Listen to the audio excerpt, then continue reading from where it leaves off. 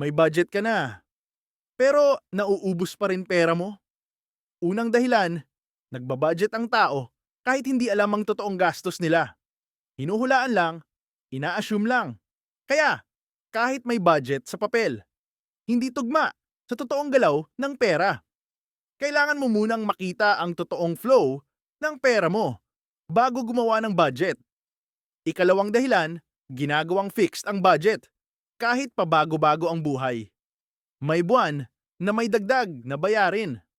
May buwan na may handaan. May buwan na tahimik. Pero pareho pa rin ang budget. Kaya palaging kulang. Ang budget na gumagana ay flexible at nakaka-adjust sa totoong buhay.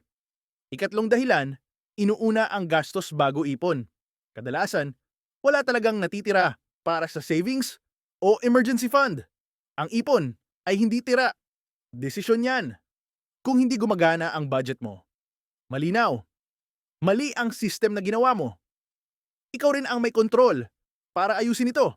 Ang budget mo, nabigo. Ang system mo, mali. Ikaw ang may kontrol para ayusin. Follow para di ka maiwan.